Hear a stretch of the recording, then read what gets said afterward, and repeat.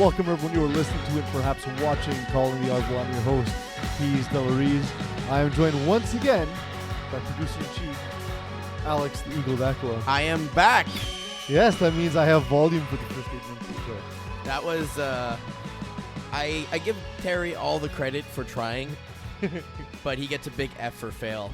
It was a tough night too because we actually recorded this and the Hot Sauce Sports podcast the same night. So for those who haven't yet seen it, of course, remember you can watch, like, and subscribe to Hot Sauce Sports if you want to hear myself, Terry, and Duke's thoughts on the vast world of sports. Eagles usually on that You've been too. listening to Hot Sauce Sports. That's the one. That's the one. So we had that show first, and that's usually a 4-man operation that didn't work well. We had no researcher. We had no producer. You were 2 people for that one. Yeah, that was tough. And then, again, we were 2 for the FPF podcast, which we normally are on Calling The Audible. But Terry, Terry's great on-air talent, actually. I love Terry, but he is not a very good producer or technologically inclined in any way or form. It's Thanksgiving week. It's my favorite week of the year. I celebrate 2 Thanksgivings a year. For those who don't know, my wife is actually, she grew up in Atlanta. So we're going to be going down there as we do every second year or so to celebrate American Thanksgiving with our wonderful friends. And we're celebrating a Canadian Thanksgiving, of course, this coming weekend. And it's pretty awesome. The NFL has given us football on Sunday morning at 9:30 a.m. I'm a little annoyed by FPF having games on Thanksgiving Monday, and it's the worst. I mean, as much as it is the official holiday, you're back by that point, right? No, you're not. A lot of us are celebrating on the Monday because people have in-laws, and therefore families need to decide. That's why you have Saturday and Nobody Sunday. celebrates the Saturday. Nobody does. Nobody. Well, Zero people. I do. Nope. I'm a person. Your family is broken, and you have no family values. I mean, okay, sure. It is what it is. But yeah, so some of us have no choice but to celebrate Monday, and some of us have a game on Monday. It's awful. So I'm going to have soup, not drink, leave for my game, come home and celebrate by myself. That seems like a family holiday. I'll be smashing some Thanksgiving and probably finishing the last few episodes of Big Mouth. That's the new season, yeah. On Netflix, yeah. So that's my plans. What are your plans for Thanksgiving, Eagle? It's actually my girlfriend's birthday, so it's a bunch of birthday shenanigans and then family dinners, family events. Okay, wait. So events. her birthday is when? What night? Tonight, literally today. I know, but when, happy birthday, Megan. Yes. But when are you celebrating her birthday? We're doing that Clearly Saturday. not tonight. We're doing Thanksgiving / birthday with her family on Saturday. And then we have a little special thing happening the 24th. I'm taking her out for a nice, let's call it a steak dinner, but it's probably going to be more elaborate than that, honestly. Okay.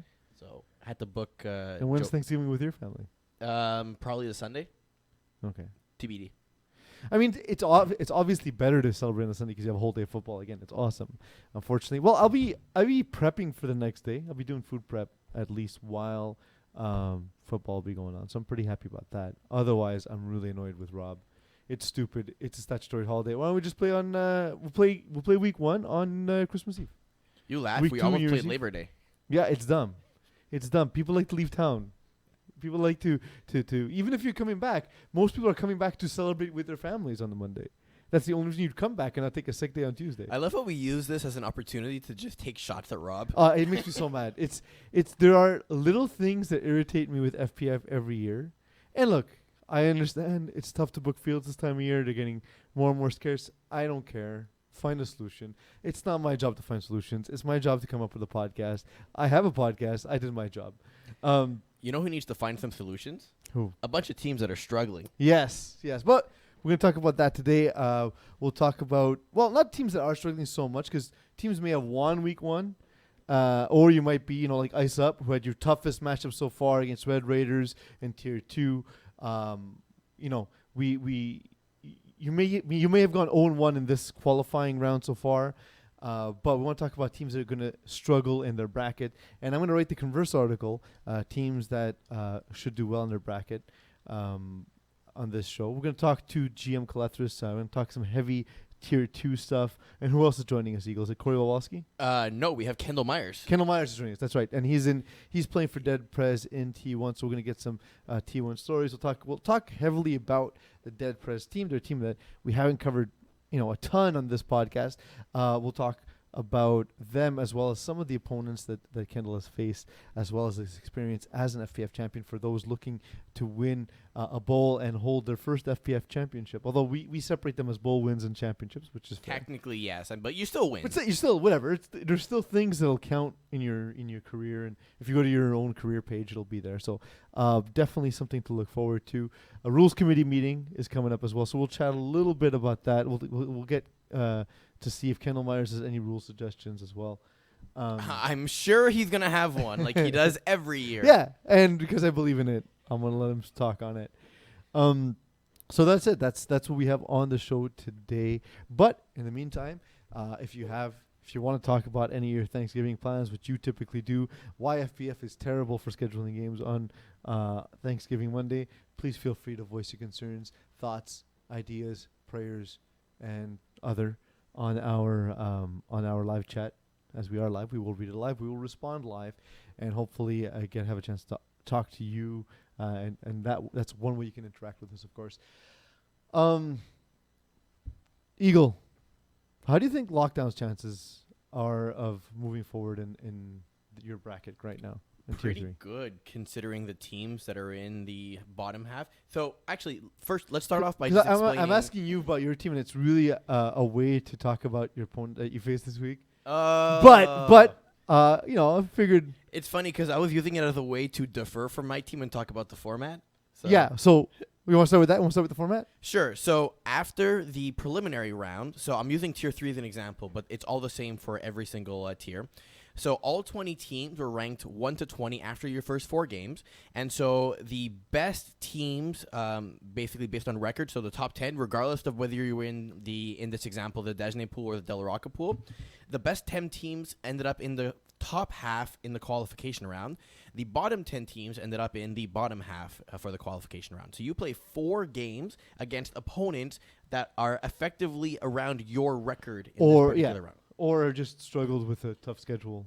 Yes, exactly. Now, the way this works is to get to the knockout round, you need to finish in effectively the top 50 or 60% is the kind of guideline number amongst all the teams. So that means that if you are, for example, Voodoo, and you're currently 3-2 in the bottom half, if you win your next 3 games, you'll finish 6-2 and potentially be ranked high up versus a team in the top half, such as Los Bandidos, who may also win their 3 games and then finish 6-2. So you'd be equivalent to them. Now, even though Bandidos would technically be, you would think, stronger because they beat higher tier opponents, that's not necessarily the case. So once the qualifying round's done, all the teams again will be ranked top to bottom, 1 to 20 or whatever it is based on your record.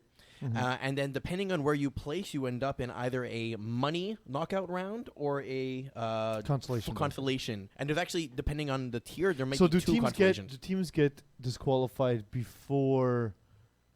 Like, can teams not make the knockout your bracket? last 4 games in the qualifying round. So how many teams, let's say, because Tier 1 has less teams, but Tier 2 and 3, how many teams make... 12. 12. So 12 out of 20. Okay. Top 4... And in Tier 1, it's how many? Tier 1, I think it's 10. 10 of 12. With buys? Yeah, I think there's buys. It have to be. It's actually 12 teams. Might be 8. Might be 6. Hold on, I got to check. Okay, so... But yeah, for the other 2 with 20 teams, it's 12. It's 60%. So that's the format. And look, we both play in Division in Tier 3 teams.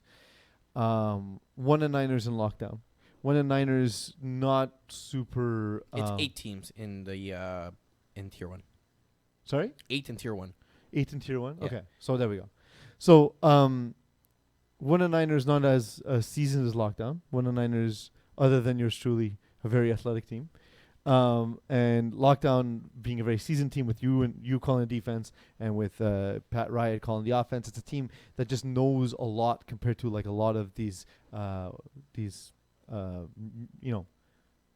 new teams in a lot of cases, or teams that not necessarily new but have like limited experience in, let's say, for example, Division 6, Division E, so they haven't seen a lot of different things in FPF. We saw both these teams, replacements, offense, Frank Taylor, Kolethras, we have a lot of shoots in motion in our defense, and we drop guys from different parts of the field to different parts of the field.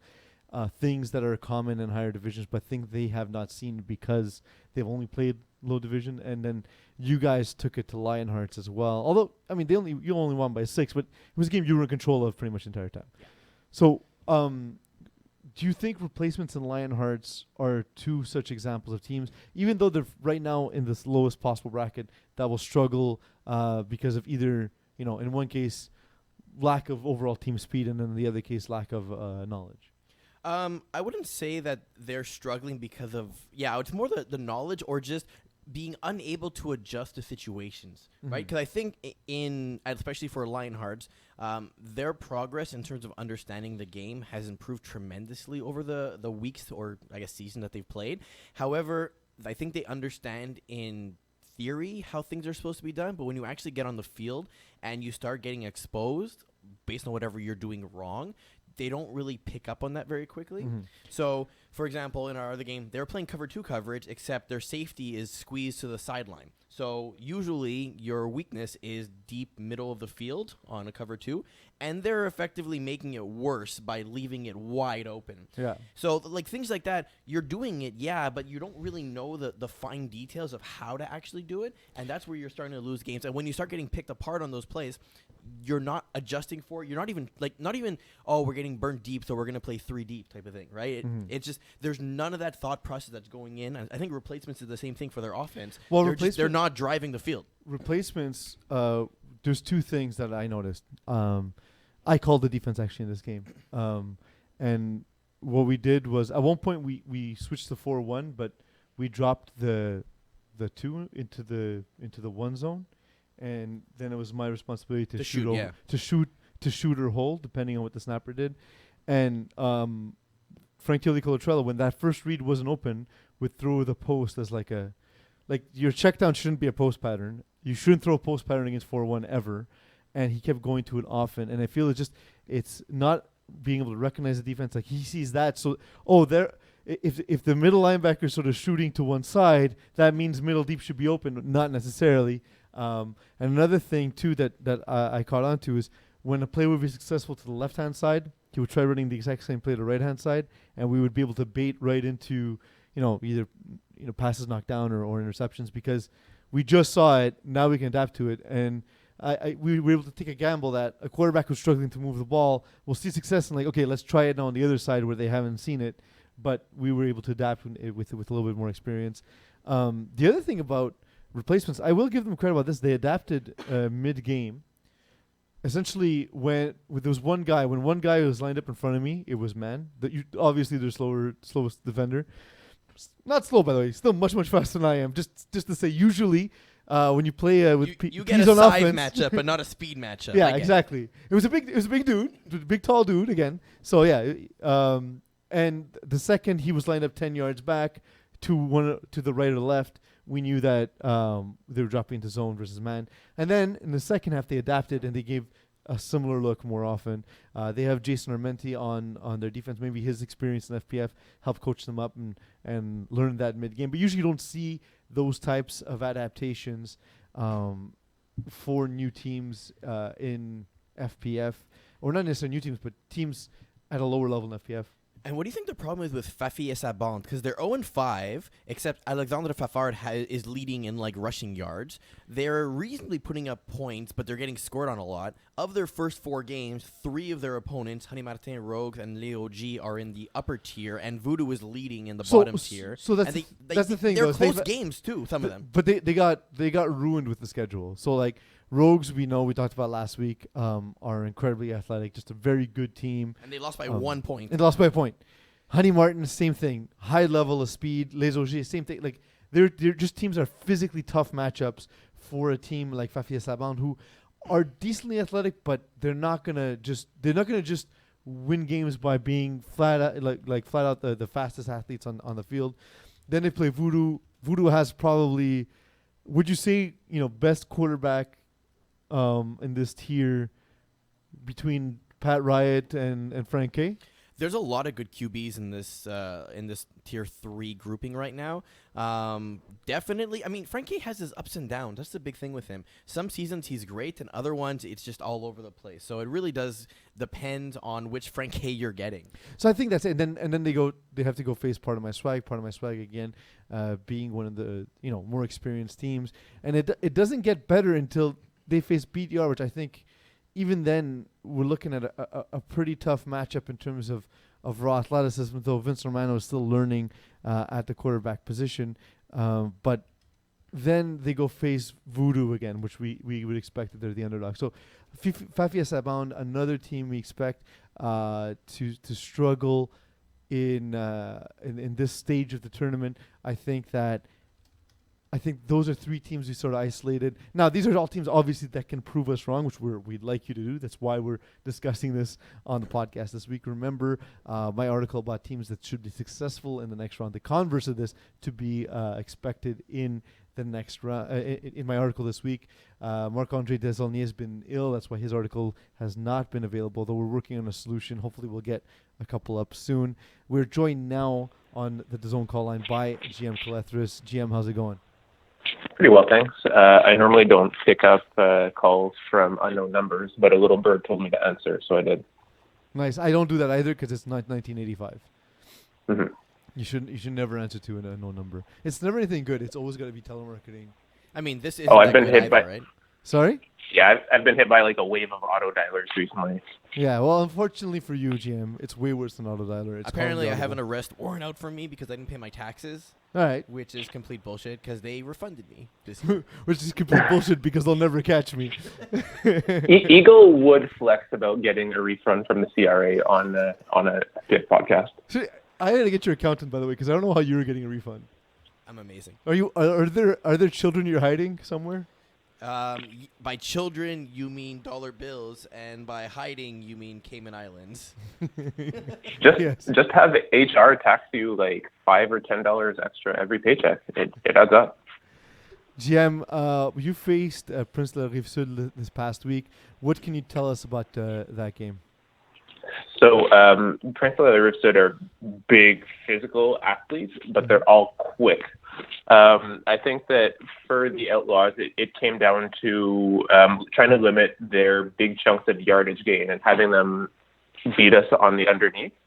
And they had a couple of issues with drops, which is a little bit detrimental when you have a quarterback like Marc-Antoine Guin, who's not a natural quarterback, so he's learning at the position, and he relies on these drags and slants. If you're not making those catches, you're not going to be successful. Is he running his brother's offense, or did he invent something for himself? I think it's somewhere in between because he runs a lot of drags, and he does lean on his center in the same way that Fred leans on Mavs with 6+R. But it does seem to be adapted a little bit more to suit Villa's strengths as a quarterback. Well, I mean, it's no doubt, of course, he's going to the snapper. He just knows where that's going to be on the field. If put on your analyst hat, can you tell us what it is that they do well specifically and what it is they need to improve? Is it just making plays in terms of what they need to improve, or is there something schematically that they can do to maximize their talent? I feel like it's almost as simple as they just need to limit their drops.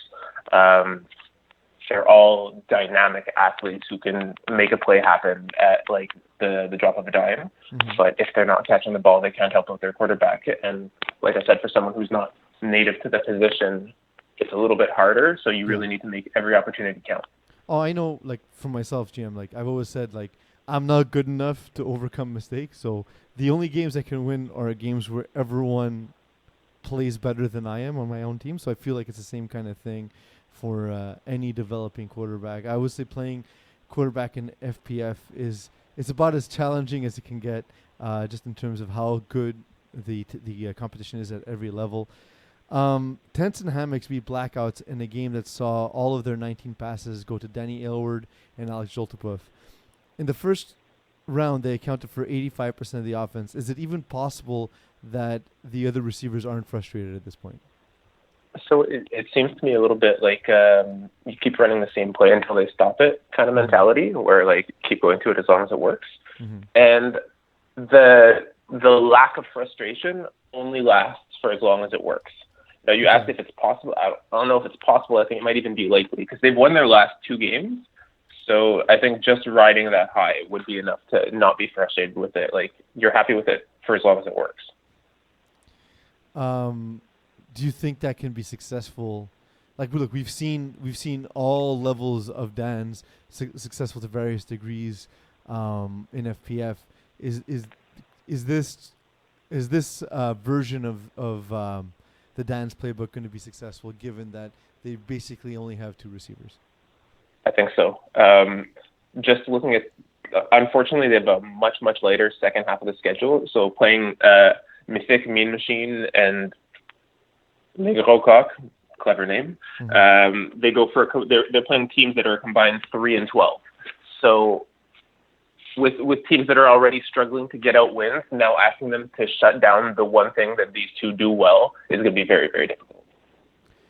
Yeah, that's true. That's definitely true. I still think that'll be somewhat difficult for them. That said, sorry, GM, I lost my place here. Mean Machine couldn't keep pace with Centaurs this past week. I was there for that game. What I saw was Jordan Rossi running a very methodical offense. And I mean, in the past, he's criticized me for saying, hey, like, I'm not like just a check down guy. And that's not what I mean. I mean, Jordan Rossi will always take what's available to him.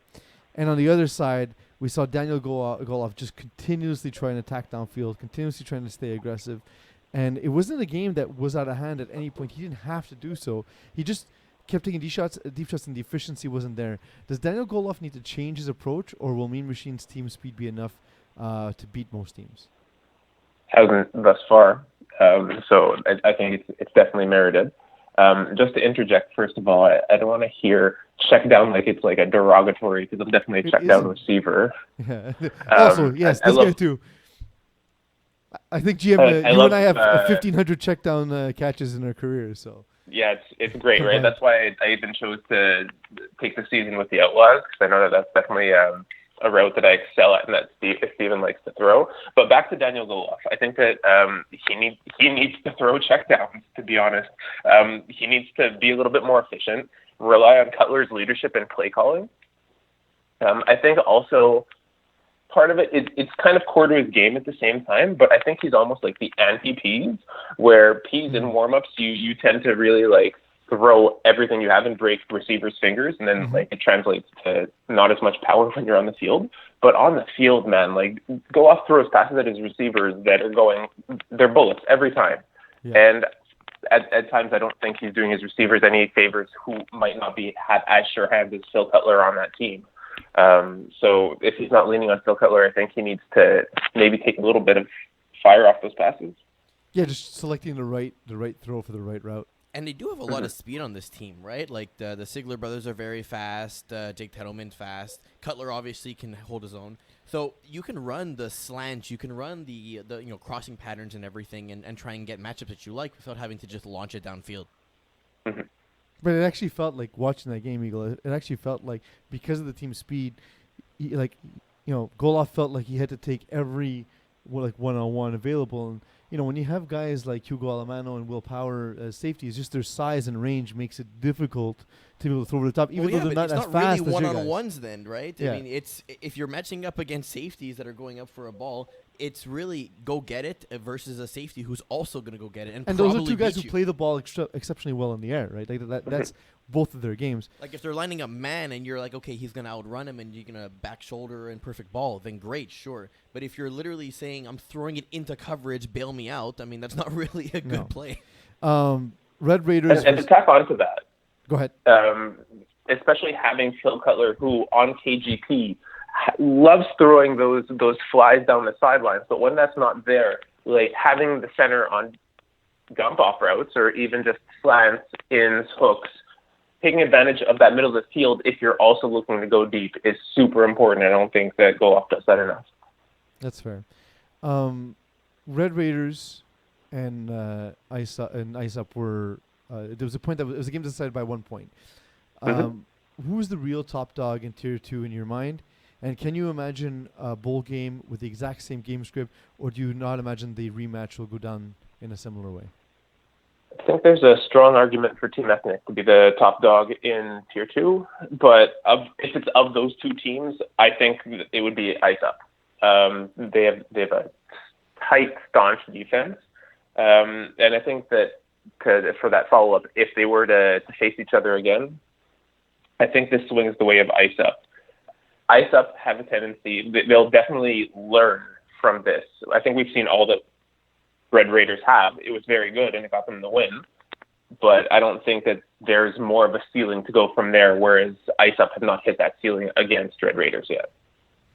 Absolutely. Well, GM, thank you so much for your input. You've been a valued analyst for us for a long time, and on top of that, playing in Tier 2, of course, has given you the perspective needed to shine a light on the division tonight. Thanks for joining us. Appreciate it. Thanks for the call. By any chance, were you watching? No, I'm not. Do you know what picture I'm using of you? You may or may not be holding a trophy and may or may not be smoking a cigar. Well, we don't know if it's a cigar. We know for sure it's a phallus. That's 2011. Yeah. You look young. Oh, any plans for Thanksgiving? Yeah, we're going to my parents' place. It'll be Kate's parents there as well. My buddy Stu is coming from Toronto, and my parents are next door neighbors. So it's just like a collection of people. Yeah. Tell them I say hi. Absolutely. Great. Happy holidays, Jim. Thanks for joining us. Thank you. Likewise. We're going to take a quick break, and when we're back, we're going to get into some more teams that we expect to struggle in this round.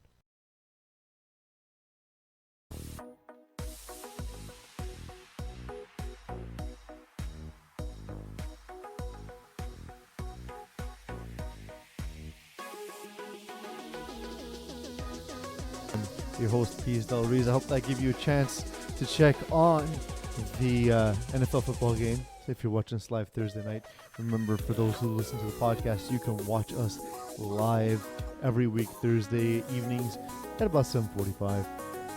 Thanks for joining us for those watching live. Eagle, you got some commentary, I believe. I did. I made some comments about Frank K. What earlier. did you say exactly? I didn't remember it being that bad. You asked if he was the best quarterback in Tier 3, and I said depends on which Frank K shows up. Sometimes he's good, sometimes he's bad. The Peanut Gallery, also known as Frank K's family, e.g.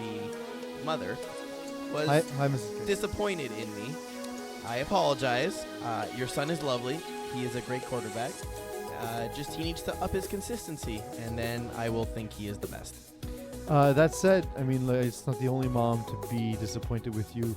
You're here despite the fact it is your girlfriend's birthday, so I'm sure her mom is less than pleased.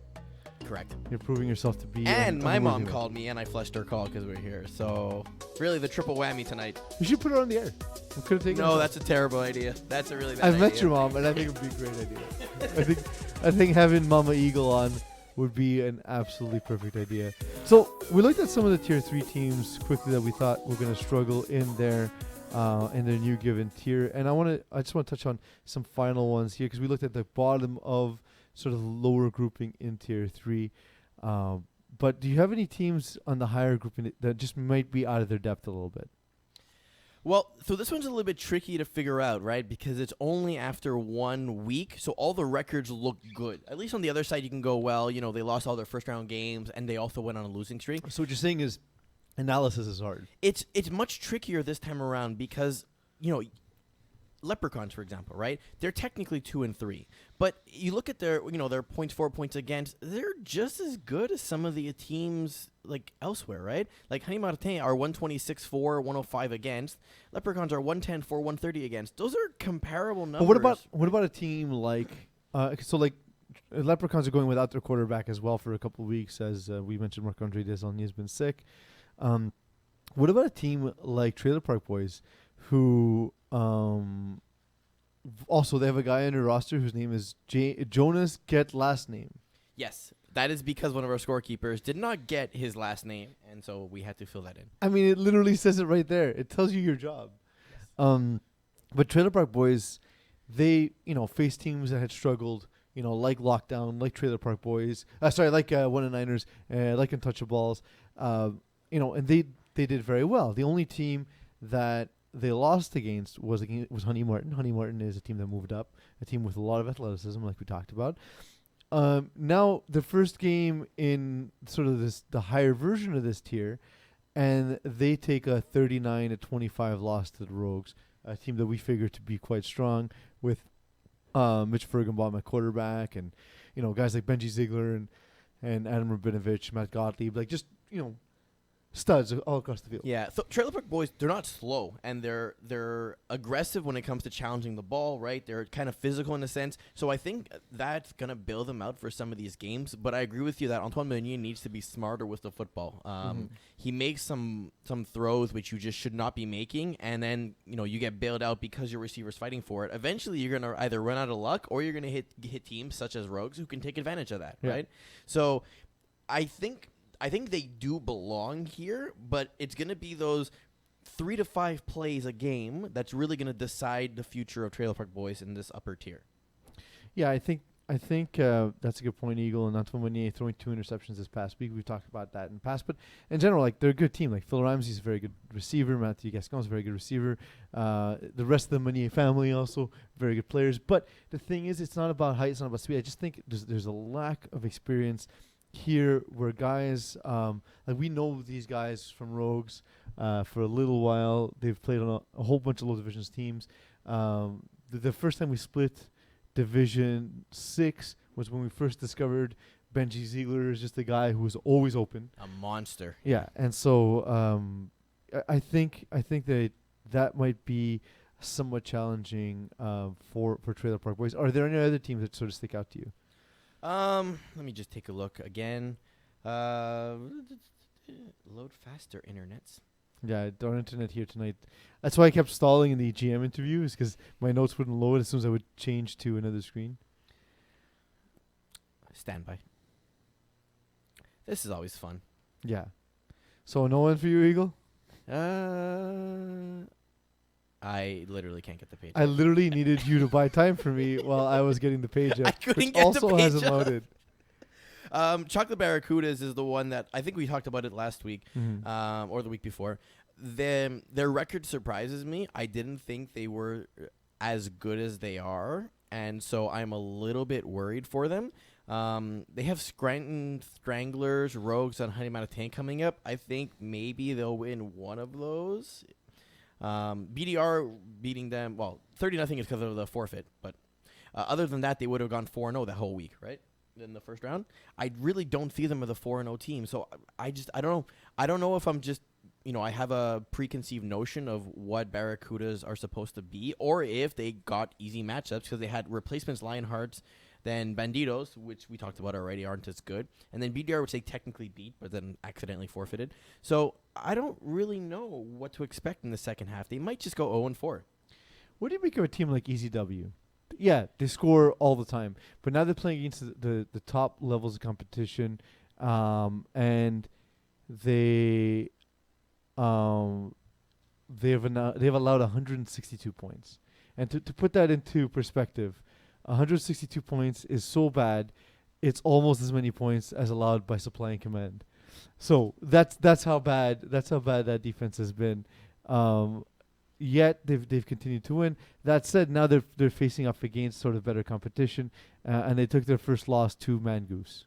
And yeah, so if you look at the first 4 games they played Mean Machine, they played Diablos, they played Outlaws, and they played Supply and Command. Of those, the only one actually are they? Yeah, the only one who's actually in the upper tier is Outlaws, right? Everyone Correct. else is in the bottom one. So you can argue that's the only game that really counted, and they only won 37-33. So I can see it being a little bit problematic. That being said, they're going to score they points. allowed 39 to Diablos and Supply and Command. You know what I Yeah, mean? but Every game was almost 40 points a game. But that's the thing, though.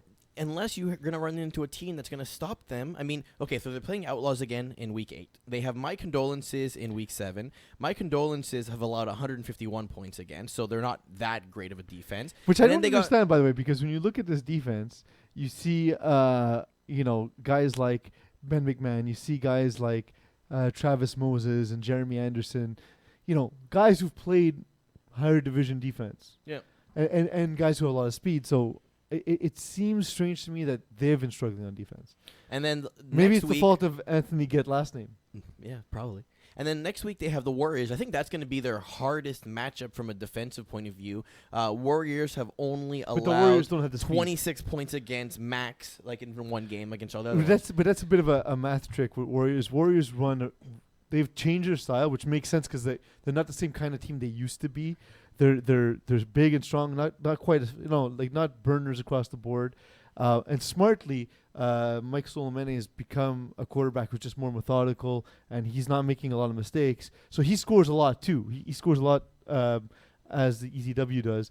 But Jeremy White does the opposite. Jeremy White wants to score in 2 or 3 plays and get out of the field and hope the best with his defense. I think Warriors will present the challenge in that they'll score every drive just like ECW. But where I think the difference is that I don't think Warriors have the top speed to contend with the deep routes that we're going to see from ECW. Yeah, and that's exactly it, right? So I think, again, the speed of ECW is going to save them. And even if they have 30-something points scored against them, it's not going to matter. So that's why I think it's their saving grace in this upper pool. It's really matchup dependent. If you can get a team that can actually match up with your speed or has a way to scheme around you and can still put up points, well, then you'll get wrecked. And I think that's what happened this week a little bit, but I think they'll be okay. If you look at the 10 teams, you can say they're top 3. Like, do you think they fit top 3 here? Or do you think they're better than Chocolate Thunder, Mangoose, Outlaws, Red Raiders, Prince of Sud, Condolences, Warriors? Well, I think they're about the same as the Prince of Sud. I think Red Raiders are better. I think Outlaws overall are better, although it's a tough matchup for Outlaws. But I think give Stephen Harpersad a second time against your defense. He's not going to make mistakes. And ECW doesn't adapt enough on defense. I think ISUP, Team Ethnic, and Red Raiders are likely on a tier all to their own. Chocolate Thunder, Mangoose, ECW, Prince of Sud. I feel like all those teams are kind of in the same area. Yep, I would agree with you on that. Let's take a quick look at Tier 1 before we get to Kendal Myers on the line, and we'll get our thoughts about. See, Tier 1 is where I think we see a lot of teams that may struggle, may be out of their depth, and vice versa, teams that may dominate. Like, I look at Matt Rene, just the opportunity to play in a lower tier. He must be licking his chops, you know what I mean? Like, we already saw him put up 36 points against all hooks. A game I thought is actually a little bit like if there was an over-under on this game, I think the under hit. I thought people would have expected this game to go a little bit more off the rails, but yeah, agreed. Just a game that Matt Rene just controlled start to finish. And then he's going to face Urgence Medzik, 2HD, and Dead Prez, which is not altogether an easy schedule, but he's not having to face off against, Braves U and Run and Gun, Vinny's Hoffman, teams like that. That being said, it is going to be hard to finish top 8 in this grouping, right? Because you're going to have to clear all the teams at the bottom, right? And really hope that you're going to get a good record because already you're behind the gun. So I think it's going to be a little bit tricky. Yeah. Is lightweight screwed? Yes, I really do think so. I think they got their free wins in the first round, and I think their next 3 games are going to be a disaster. So Simon Dashin is actually playing really well. He has. I've been saying it, and it's not just the season, and it's easier to say when he's not on the show, but he's likely.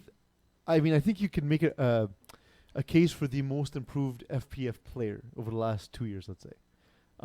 He's improved drastically. That said, this was bad Simo. Yeah, agreed. Not getting a lot of help, but he was off in this game. On the other side, John Maher did John Maher things, and similar to what we talked about with Matt Rene and BYOB, he just controlled the pace of the game. As good as Braves U is, they're not a team that necessarily looks to blow you out. They very much go with the vibe of the game. They can score quick, but if they feel like they're in control of the game, they will absolutely keep control. I look at them as struggling. I look at Junkyard Dogs Eagle being in a situation that might be a little difficult for them.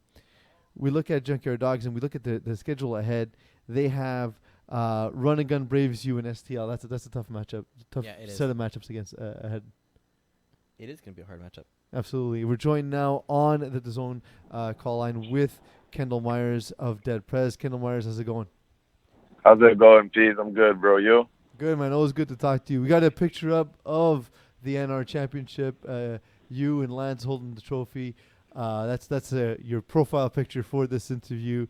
We want to talk to you a little bit about your championship experience. Obviously, winning a bowl game is not the same as winning an FPF championship.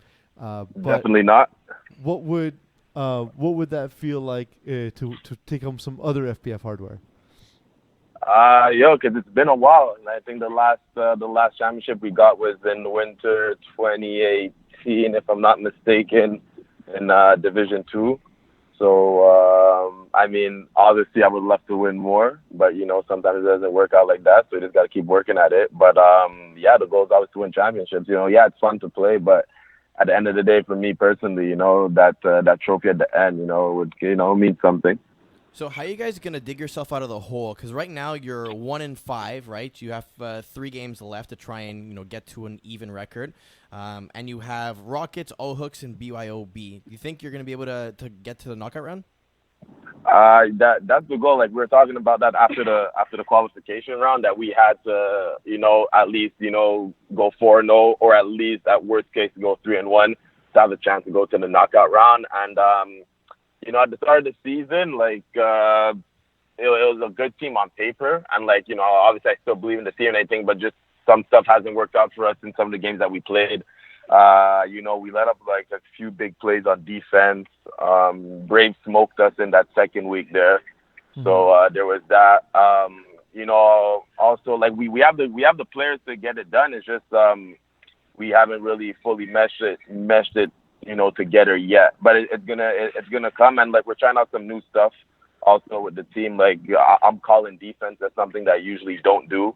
So like that's kind of different. So yeah, it's a work in progress, but we're the goal is to make it to that knockout stage. So looking at you said yourself you have a ton of talent on this team. Yourself, John Laristis, Jeremy Anderson, who you're familiar with from, of course, NR, Zion Love, Quade Johnson, Pat Jazon. Like these guys, I looked at this team when I first saw it and I said, hey, you know what? This is a great combination of guys who've played fairly high division, Div 3, Div 2, Div B. And some low division talents coming up like Pat Jazon and like Ben McMahon and Anthony Drysdale.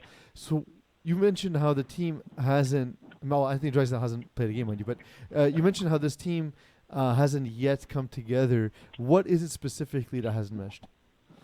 I find it's more so like the defense. And like I said, like I take in, a little part in that because I'm the one that's calling the defense. So it's all kind of new to me. And we're just trying to figure out like who's going to work where in different spots, like who's going to play the center, who's going to play on the outside. So, I mean, the last game that we had yesterday, we're missing Quade and Farag. So we had 2 subs. So, we're trying to work around that. But yeah, like I said, I'm getting help too, from guys like Quade. Paja's not really underrated. He's very, very, very good. I hope to see him play like in the higher division. Yeah, I played against him in low divisions. He's super talented. Not a lot of guys know FPF, but he's super talented. No, yeah. So I'm glad that I got to play with him last season in the summer. He played with us for the remainder of our NR games. Now, so I got to play with him this season. So yeah. Like I said, work in progress, and it'll come for full circle. I did want to ask you about that, actually. Your what I'll refer to as the hashtag NR click, right? There's a bunch of familiar faces that aren't on your roster. They're playing with Pecker on another team. Yeah. So what happened there? Is there bad blood? Is it just for fun? Is there someone that you're like, oh, man, I wish I had this guy instead of this person, and the team would be better? Like, so what's the story there? Nah, no bad blood, man. Travis is still my guy. We'll be playing in the winter. Corey too. It's just that for the fall, we just said we'll just split it up. Yeah, I spoke to Jeff and Jeremy. Like they kind of hit me up at first. They're like, yo, we're gonna do this thing for fall, and I'm like, all right, cool, no problem. And then it just went from there. So I mean, those are the guys I usually play with on the other seasons in the summer and winter. So for the fall season, just to switch it up, it wasn't a big thing. It was kind of fun playing against them in that week 3 game. So is this like an audition for some people that are in your roster right now to try and make it to the big leagues with hashtag NR, or what's the plan there? Well, we can leave it at that. We can leave. I don't want to say too much, but we can leave it at that. We can leave it at that. I mean, I will say I talked to Matt Lepage after I played against him in our Tier 2 game, Kendal, and he was saying how we had mentioned in the podcast how it's sort of fun in the fall season. It gives you like a season of experimentation. Go out, Try to like just play with other guys you haven't played with, play against other guys. Like I've never played quarterback against Matt Lepage because I'm lower division quarterback. So like exactly, yeah, it's fun. Like it gets you to push yourself. It gets you to see different things that you don't normally see. So I think that's kind of along the lines that you're going with. yeah. Jeff Rosenblatt. And I just want to jump on what you said, and like I like what you guys did with the fall because it forces certain guys in the high division where they gotta go look for some lower talent. Like you see, like there's no Wyatt, there's no there's no Holloway throwing. Some of the bigger names are not there. I mean, Reeze is there. Like he was able to make a team with the two girls. Shout out to that. Like that's something cool that you don't see very often. Yeah. So yeah, it's very. I like the idea. I like the idea. It works. Jeff Rosenblatt's improved drastically, and I used to hate the way he called his offense. Now he's becoming, a more dynamic passer. Despite the struggles, you guys are obviously in a tough tier, so not throwing shade at all. Just despite his struggles, I've actually been very impressed with Jeff Rosenblatt over the past short while. What do you think has been the difference from the Rose we've seen before to the Rose we see today? It's just he's been playing, a little bit stiffer competition. I played with him in Division B, and I believe before that he was playing in the lower divisions like 3 and 4. So and now Division 6 when he first started. So I mean, like that's a huge jump. There you go. Exactly, that's a huge jump, and like he has a better core of guys around him. And then, and it helps like build confidence and stuff like that, And like I said, with me and Jeff, it's a work in progress. As someone, I always enjoy a quarterback that I could, talk to either during the game or after the game. We could always work on stuff. And, it also helps too that he lives like not too far from me. So like maybe on the weekend and stuff, we thought, because we still have to work on stuff, timing routes and things like that. So, but like, yeah, he took the leap, and that's what I like to see, players do in the league. Like there's a lot of guys that I feel. Now I'm just talking because I'm playing in the higher divisions in like 2 and B. Like there's other guys I see that should be able to take the jump from like 2 to 1, and they just rather stay in 2, or whatever the case is. So like if you take on that task to go up and take your licks in the higher league, then I'm all for it. That's the thing too. Is like we put a hard cap in Tier 1, and we've talked about doing that with, for example, Division 1, Division A. While that does suck that like you can't just add whoever you want to your team, what that does is it gives guys who are in that Division 2 a chance to move up and acquire top-end talent to compete in Division 1. That's the goal, is to get more teams to compete in the highest division, and I hope that comes across. That's one of the types of adjustments we make year to year. Another thing that we do examine on a yearly basis is our rules. We have a rules committee meeting next week. Last year was a disaster without Eagle and I, and unfortunately, Eagle and I will not be at the rules committee meeting again this year. Woo! I'm sure they did it on purpose to make sure that we won't be there. But Kendal, are there any changes you'd like to see made in FPF? Go ahead. There's only one change that I want, and Eagle knows that every season I ask for, let's implement a celebration, in the league. It's fun. Me and Eagle, we already spoke in the DM about it, and I feel like if the rules are applied and like they're pretty straightforward, it could be done. So I think just a little celebration. So without going over excessive. I'm not saying go taunt the other team. Like, then you should get a flag. But a little handshake, a little 2-second dance where you and the team. It shouldn't hurt no one. We're all like, we're all grown men playing. You shouldn't get hurt after that, because then you'll have a chance to do it back to them. After a touchdown or a little pick six. Well, like you said, I'm just saying. You don't want to taunt other players, but if you're just celebrating, if you're having a good time with your boys, I don't see a problem with that. Referees have told me that what they're worried about is like it just taking too much time and the game's extending. I would say that you can do the following application. I think would be interesting. Teams are allowed to celebrate, but the play clock for the convert starts immediately, and the play clock and the bags are set immediately for the next possession. If you're not lined up for the next play, then you get a false start. Your EP is canceled, or okay, you know what? That's fair. That's fair. That's very fair. You have 25 seconds to get set up. You know what I mean? And if you're not set up, you lose your extra point. Yeah, then it's on you. So if you want your celebration to be, elaborate, excessive, and you want to take the penalty, then that's on the team and the players. But just saying, that works. I do pay attention to a lot of the recommendations. I do actually take them to heart and do think of how we can apply them. Not necessarily like, no, this is ridiculous or whatnot. We try not to think of any rules as ridiculous. We do try and think of how we can apply them more so than if we can apply them. All right, Kendal, just for you, we're going to add it to the list this year. Just for you. All right, thank you, Ego. I'm telling you, Ego, if the rule does come, if it does get passed through, I'll give you a little bottle of Hennessy or something. Hey, I what don't the know if you hell? drink I'm the one Hennessy, who but I actually got supported you. you. I'm the one who supported Well, you. you guys can share that. All right, we can. The only thing I want in return is like some IG videos of you actually doing the dance. Like you got to have someone on the bench come up and basically catch you doing it. Okay, fair enough. We could do that. We'll have to bring someone there on the side, to get that. I got you. I'm sure you have some people that can come watch it. We'll see. Well, winter's coming up soon. I don't know about the fall, but for the winter for sure. Thanks a lot, Kendal, for joining us. Happy Thanksgiving to you and Appreciate it. yours. Thank you. And, Thank you. We'll talk soon, okay, bud? All right, take it easy, bud. Thank you, Have guys. a good one. That was Kendal Miners of Dead Prez joining us. Former FPF champion. Always good to get him to chime in. One of the more interesting characters in FPF. Players, if you do want to join us, please let us know. I have a dude actually lined up from Honey Martin. We're going to set that up for next week. Is it Monsieur Ignacio by any chance? It is. He was listening and he was very happy that Honey Martin got a shout out. So. Absolutely. We'll get him on. We'll get him on next week. You know what time it is, though, Peeze? What time is it, Eagle? Games of the week. See, I knew what time it was, but being a good teammate, I let you tee it off. Yeah, I figured. I hadn't done it in a while, so I just wanted to get to it. Last week, you didn't do games of the week because the schedule wasn't up. Thanks, Rob. Although we talked about it. We talked about doing it, and then we're like, well, I guess the show's over. it was Bye. supposed to be up Thursday, It but was. then something planning is hard. Yeah. I mean, all we right. could have posted the first week, is all I'm saying. So to compensate, we're gonna do all the games. Okay, rapid fire. Rapid fire. All right. Tier 1, all hooks, 2 HD. 2 HD. Rockets, dead Oh, press. your pick. All Because hooks. Ignacio's tracking our picks, by the way. No, I'm going all hooks. Okay. Rockets, dead press. Dead press. Yep, same. Vinny's Huffman, Braves U. Vinny's Huffman. I think Braves U actually have a chance. Lightweight STL.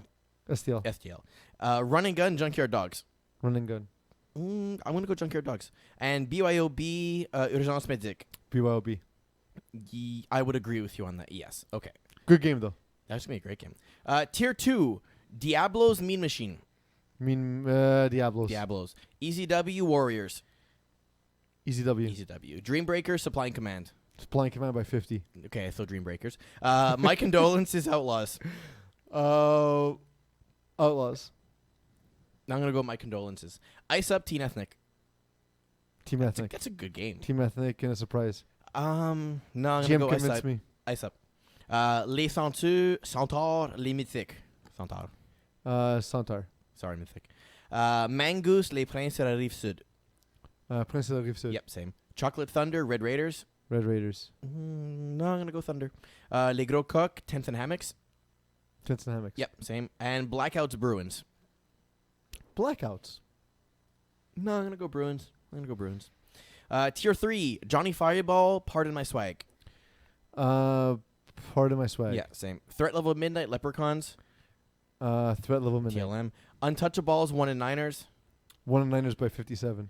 I want to take Untouchables for the back-to-back sweep, but I think it's going to be 1 and Niners this time around. Lockdown, Fafie Saband.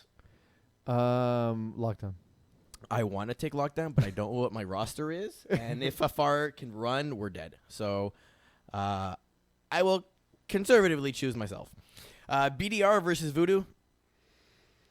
Voodoo. Yep, same. Rogues, Honey Martin. That's a good game. Great game. Unfortunately, Honey Martin, I love the guys, but I think they'll lose that one. Give me Rogues. No, I'm going to go Honey It'll Martin. be a good game, though. It'll be close. Yeah. Chocolate Barracudas, Scranton Stranglers. Scranton Stranglers. Yep, I agree. If there's an office team, I'm choosing the office team. Trailer Park Boys, Les OGs. Leo G's. No, I'm going to go Trailer Park Boys. I think Right. they're going to win that. Yep. I like how you disagree with me. You say no.